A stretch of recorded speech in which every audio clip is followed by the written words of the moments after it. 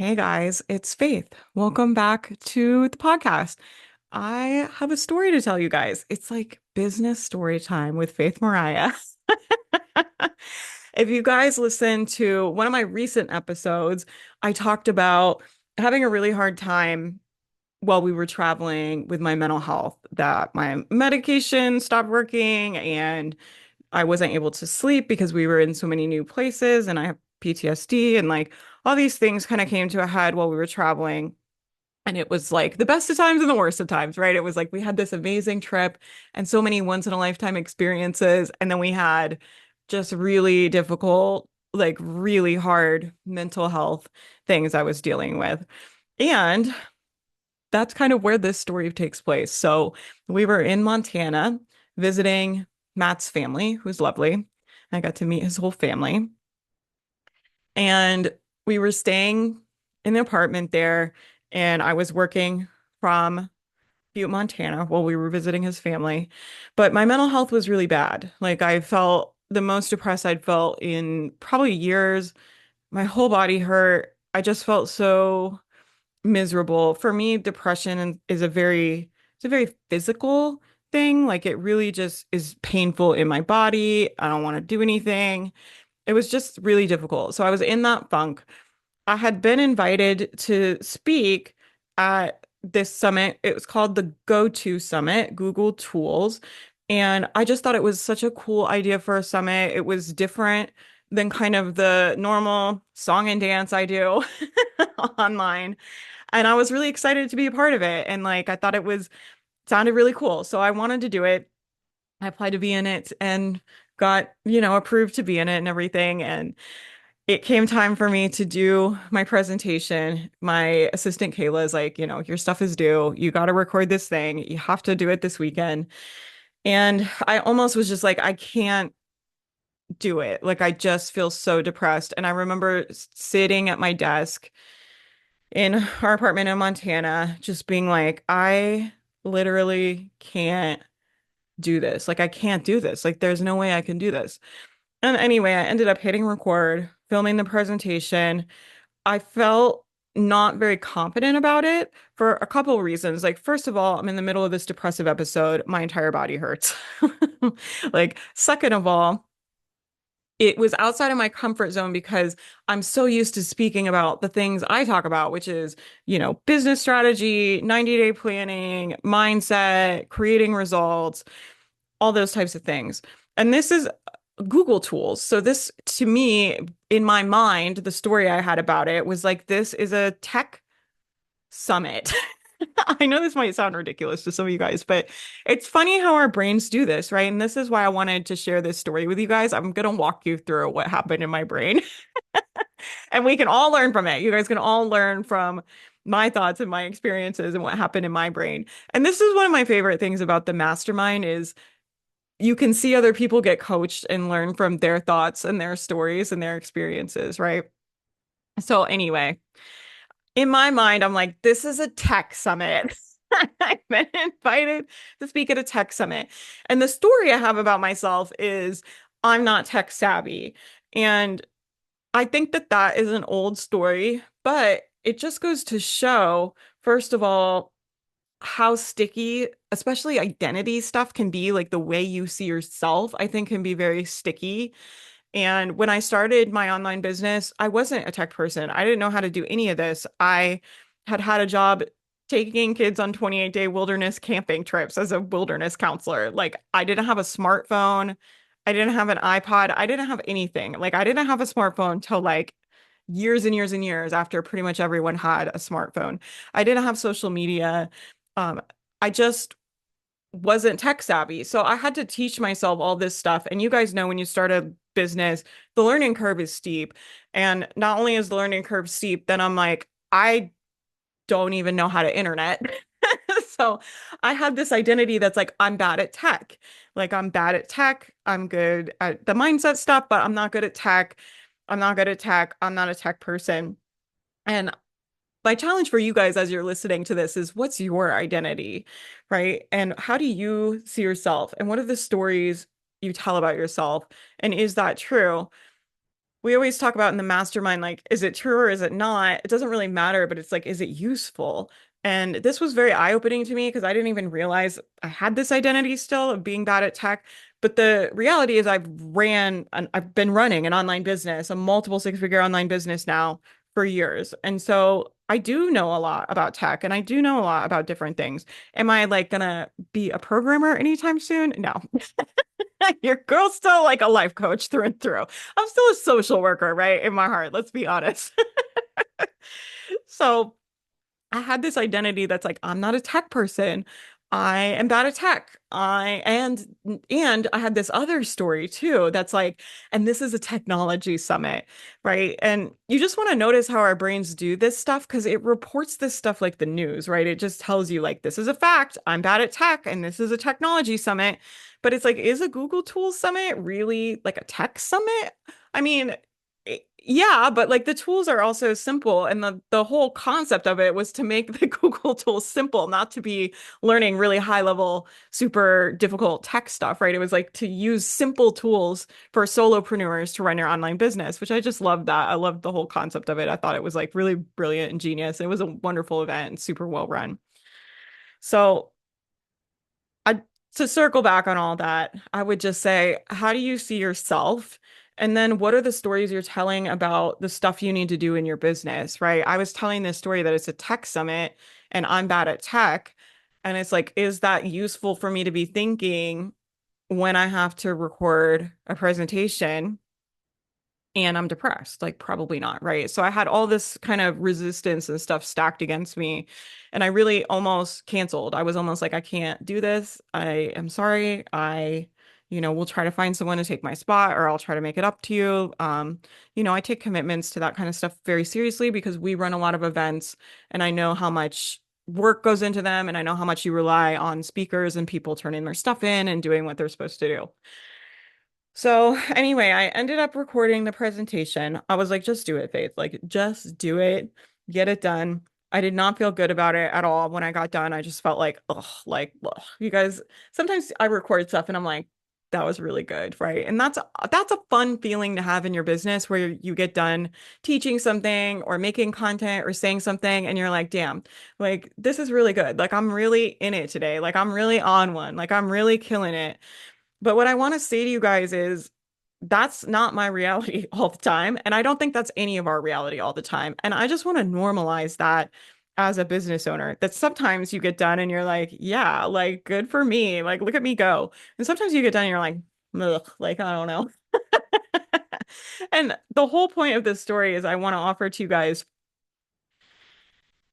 I wanted to, the whole point of the story is I wanted to talk about the feel good trap. And I see a lot of entrepreneurs do this where it's like I need to feel good to be able to make content. I need to feel good to make my best stuff. I need to feel good to really be able to help my clients. And I think for me as someone that struggles, with clinical depression and PTSD, that's not always available to me. And it makes it feel so much worse when it's like I'm depressed and I can't do my work. I'm depressed and I can't be as useful. I'm depressed and I can't help people. Right. And I teach this in the mastermind in the feelings module when we talk about like additional layers of suffering. Right. So there's the suffering of being depressed. And then there's all of the stuff I pile on top of what that means. I'm depressed and my stuff's not going to be good. I'm depressed and I'm not going to be able to be as helpful. I'm depressed and my business isn't going to grow as fast. And I just want to offer to you, I really do think everything is 50-50. I don't know anyone that's just going through life just feeling good all the time. I think it's very normal in human bodies to feel good part of the time and have amazing experiences and experience love and happiness and all these things, and to experience sadness and grief and overwhelm and frustration and anger and all these things. And the whole thing is like the whole human experience. And so what has been helpful to me a lot lately is this idea that even if I feel bad, even if I'm not feeling great, I can still be useful. It doesn't mean I can't grow my business. It doesn't mean I can't help my clients. It doesn't mean my content's not just as good. It just doesn't mean that. And I think a lot of people fall into this feel good trap where they're like, I'm going to wait to do the content till I feel better. I'm going to wait until I have more time. I'm going to wait until I have more energy. I'm going to wait. And they fall into this feel good trap and this idea of there's going to be a better time in the future. And the other thing I've been using a lot in my own business, because my brain loves to kick the can down the road too. Like I'm a procrastination queen, let's be honest. Like I have ADHD also, just to round out all my stuff, right? I was like, I also have ADHD. And so my brain loves to procrastinate. I'm like, yeah, let's kick the can down the road, right? And the thought I've been using that is helping me is this idea of it might not be easier in the future. I feel like I could make a whole podcast episode about that thought, but your brain will be like, oh, we could do it next week, or we could do it next quarter, or we could do it next year. We're going to have more time. We're going to have more energy. We're going to feel better. But in the mastermind, I'm always telling them, like, we're not psychic.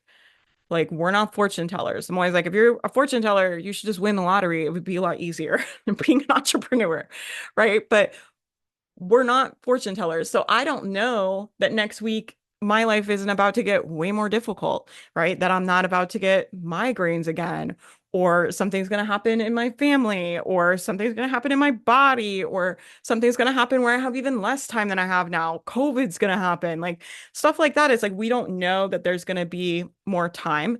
And so that's been a really useful thought is like, this might be the best time. Like the right time and the best time is always now because I don't know what's going to happen in the future and I don't want to count on things being better or easier. And so I need to do what I want to do now because that's the only thing that's guaranteed. So anyway, I filmed the presentation. I felt the about it. It was getting closer and closer to it going live. I kind of put it out of my mind. I sent it to the organizer ahead of time and I was like, hey, like, I just filmed my screen. I showed them like my calendaring system and how to use Google Task and Google Keep and a calendar all together. Is that kind of what you envisioned? Do you think it's good? And I just wanted her to look at it in case it was terrible because I just felt like this might be horrible. This might be the worst workshop I've ever taught. I was just kind of like feeling about it, right? And she's like, oh no, I think it's great. I think they'll like it. I think it's really cool. And she said, I use all these tools already, but even I got some ideas of new things I could do, and I think it's good. And I was like, okay, like if you say so. And that was just a few days after I turned it in. So then there's a gap between turning it in, right, and it going live in the summit. So, of course, we promote the summit, we send it out to my list. My presentation goes live. The whole night before, I felt really nervous, which I don't often feel anymore in my career these days, just because I have a lot of experience doing this stuff. I have a lot of experience of things working, things not working. It's just kind of, to me, it's like, yeah, what else is new? Like, I don't know. So I don't often feel like scared or anxious, but I just had this like low key anxiety. And I was laying in bed at night, just kind of like, maybe I should just message her and tell her not to even play the workshop, right? And this whole time, I still have this narrative of like, I'm not a tech person. This is a tech summit. I'm not a tech person. This is a tech summit. I was very depressed when I filmed that. It's probably not any good. These are all like thoughts, right? And I think the important thing that I want people to take away is a lot of times our thoughts aren't necessarily the capital T truth of the universe, right? Because I could find a lot of evidence of how I am a tech person. I could find a lot of evidence how my workshop is good, but my brain, has a negativity bias, just like all human brains. Our brains are programmed to focus on negative things to keep us safe and keep us alive. So it wants to be thinking about things that could go wrong. It wants to be thinking about, um, how to avoid negative feelings, how to conserve energy. These are the things our brains are kind of programmed to do. And my brain was doing it. Okay. Okay. You guys ever feel like that where you're like, yeah, I have a negativity bias in my brain and my brain, it be doing it. That's how I felt about it. I was like, it's doing it. So I almost messaged her that night and was almost just like, just don't even put my thing in there. I'll still promote it. I'm happy to do a live. I'm happy to do the stuff I have in the gift bag, but just pull my workshop. Like it's just not going to be good. And I literally almost messaged her, like, this is real. I almost messaged her and was like, don't air my workshop. So anyway, it goes live, right? And I'm just like, oh God. And I'm just expecting like no one's gonna like it, right?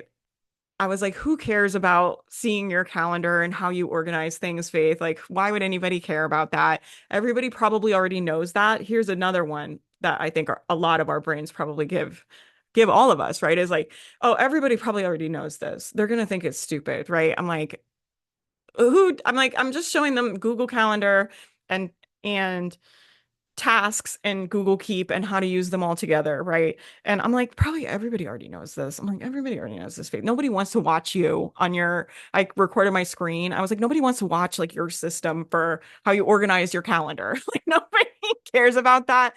They probably already know that, right? These are the thoughts our brains will give us. It's like, nobody cares about that. They probably already know this, right? And so it goes live in the group. I'm having all these thoughts, and I ended up getting the loveliest feedback from people, probably like some of the nicest comments I've gotten in a long time. And I think they just meant a lot to me because of everything that had been going on behind the scenes, that I had been so depressed when I filmed it, that I felt like it was just not good, that I felt like it wasn't going to be as good as other people's presentations, that I felt like people were going to think it's stupid. And so it was just so validating, to get that feedback from people. And, probably maybe some people thought it was stupid. I don't know. But there were people that commented in the mastermind group, even they were like, you got to go watch Faith's presentation at this summit. It's totally blown my mind. People in the mastermind have told me they're organizing their stuff that way now, and it's really helping them. And then people in the Facebook group for the summit also posted really positive feedback about it. And I just want to tell you guys that story because I think it's important that you don't just accept the thoughts your brain offers you, right? And it just goes to show things can feel really true. Like in that moment, it felt really true that my presentation just wasn't good. It felt really true that everybody already knows this. It felt really true like everybody's going to think I'm stupid. Nobody's going to like the workshop. It felt really true like I'm depressed. They can probably tell they're not going to like it, and it's not going to be as good. And I just find it very comforting that I can not be feeling good, right? Not be feeling confident, not be feeling on my game, not be feeling happy, not be feeling good at all. Frankly, just feeling like a pile of poop. And and I can still provide value. Like I think that thought has just been so comforting to me, and I feel like every year I kind of go through this, right? Because my depression comes in cycles. And so I'll kind of go through this part where it's like I just feel like my work's not as good. And during that time, a lot of times I'll get the most feedback on the stuff I'm creating. I'll get really nice messages from clients about my coaching. I'll get really nice messages from summits I've spoken in or whatever. And I just want to push back on this feel good trap, right? If you're waiting to feel good, because you think your work will be better. If you're waiting to feel good and feel confident that you know enough, if you're waiting to feel good, that you're an expert and you have the experience, if you're waiting to feel all those positive feelings, it's not really required. It's not really necessary. I think what's necessary is the vulnerability, the ability to put yourself out there and put your stuff out there even when you don't feel good, the ability to put your stuff out there even when you don't feel confident, the ability to put yourself out there even if it might be embarrassing, right? I think feeling good isn't required, right? I actually think what's required is increasing your capacity to hold space for uncomfortable emotions, right? And I think a lot of people focus on, I want to feel confident. I want to feel qualified. I want to feel positive. I want to make my best work, all this stuff.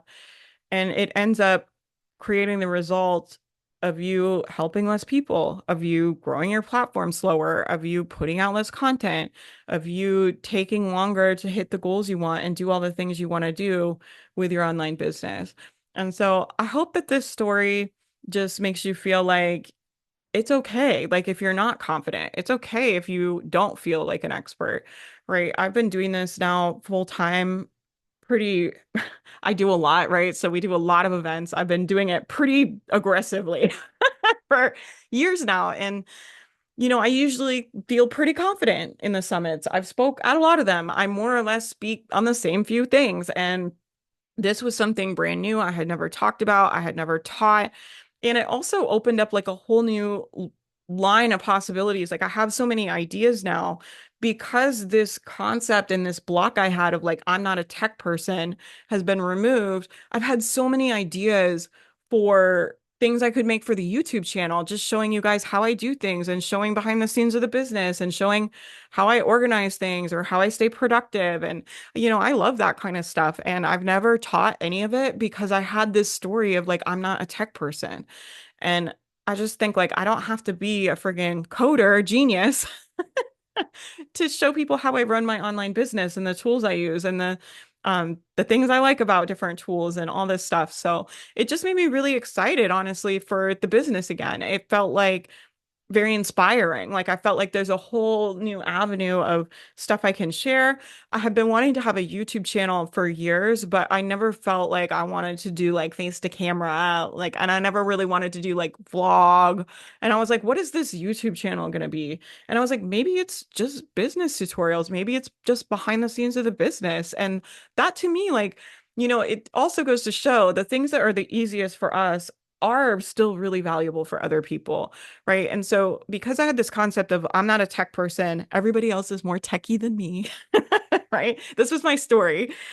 It never even crossed my mind that people would want to see how we organize things, how I do things, the tools I use, the different things I'm trying. Like it never even occurred to me to share that online as content, right? We share parts of it in the mastermind, but I try out new productivity tools and new tech stuff constantly. I love that stuff and I love learning new productivity tips and new habit building stuff. And I just love it, right? And I use it in my own life for myself. But it's like if I'm interested in it, why wouldn't someone else be interested in it too? And so that's another good thought I think is like if you're interested in something and you care about something, there's probably other people that care about it too. Like we're not all so different, right? I'm like, we're all having the human experience in the human bodies with the human brain. We're not all so different. And if it's something you are interested in, there's probably other people interested in it too, right? Even just like the craziest little wild niche hobbies, right? There'll be other people that they meet that are interested in the same thing. And I think that's really special, really cool, right? That we can find like-minded people to be around. So anyway, I hope this inspires you. Don't fall into the feel-good trap. Be willing to put stuff out even when you feel bad. Of course, like I'm not talking about like pushing yourself and overextending yourself and burning yourself out. But for me, there is a level of satisfaction and comfort knowing I don't have to feel good to help people. I don't have to feel good to be able to help my clients and coach my clients. I don't have to feel good to be able to make this podcast. I don't have to feel good to be able to speak at the summit and put together something new and useful. That feeling good isn't required. That takes the pressure off for me, right? And you've got to, anytime you hear me say something or anybody say something, you've got to make sure that you're not using it against yourself. Our brains love to do that, right? Or that you're taking it and using it in a way that's not helpful, right? If you're like, Faith says we don't have to feel good, so I'm going to work a bajillion hours and never rest and ignore my body and ignore my mental health. Like, that's not what I'm condoning at all. So, just so everybody's clear, I think you guys know me better than that. But in case you're new here, in case you're new around here, I'm not condoning that, like, at all. Right. But I do think there's times where it's useful to be able to produce things even when you don't feel good. And it's actually comforting to me that I don't have to feel good and I can still grow the business. So I hope this inspires you. Definitely question those stories you have. Those stories are so powerful. Like all these years, I've just been like, I'm bad at tech. I'm bad at tech. I'm not a tech person. I'm not a tech person. Meanwhile, I run an online business, like a pretty big online business where we do a lot of things. Not that it's like, it's not Microsoft or anything, but to me, it's big. We do a lot of events. We do a lot of things. Like there's a lot of things happening in Faith Mariah land all the time. Like it's just, and I love that about it. But my point is like to make all that happen, it's like I have to be somewhat tech competent, right? It's like I wouldn't be able to run an online business and do all the things if I didn't understand at least some tech stuff, right? And I'm probably not going to teach super advanced tech stuff ever, but I could show people that want to learn like what I do and how I do it, how we do it, right? And I think sometimes too, it can be helpful to learn from people that aren't experts, right? So I explain things in very simple ways and I do things in very simple ways because that's just the way I know how to do it. And I think that there's going to be some people that maybe are beginners or maybe like me that aren't super techie and super good at this stuff and it's not natural to them that probably would like tutorials from a non-tech person, right? So maybe that will be my YouTube channel. It'll be like tech tutorials for non-tech people with Faith Mariah. Maybe we'll do something like that. Subscribe. Okay, you guys, I hope that this was helpful to you and gives you some things to kind of mull over. This was really eye-opening for me. I know it sounds like, well, duh, but at the time, those things really felt so true. I can't even tell you like how true they felt to the point where I almost messaged her being like, please don't put my workshop up. But, at the time it felt really true and it was just very eye-opening to me that our thoughts are not necessarily the capital T truth, right? Our thoughts, we need to question them and look at them. And it definitely inspired me to get back into more self-coaching and more looking at my thoughts because I was like, damn, like that really is so powerful. Okay, I hope you guys have a great rest of your day. Get on the wait list for the Becoming Boss Mastermind. We're doing 90-day sprints in the mastermind to help you grow your business, help you stay on track, to keep you focused all year long. And it's an amazing community. We have coaching, we have accountability, we have co-working, and it's just like the ultimate support community if you want to build a business. And so if that sounds good to you, I would love to coach you and help you with your business.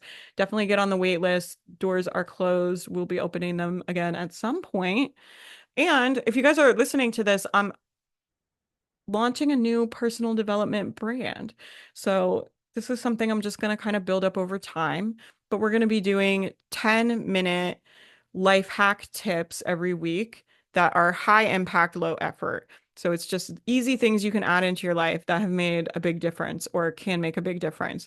And we're going to be sharing different experts every week. If you guys want to follow along with that, it's empoweredslacker.com and you guys will get personal development content from me. I'm really excited about that. And there's a lot of things we want to do over there. I'm kind of starting it slow and building it up over time, but we're starting right now with the weekly podcast, which will have high impact, low effort tips to hack your life, right? And it's called the Empowered Slacker Society. And I just love that because I think personal development doesn't have to be hard and changing your life doesn't have to be hard.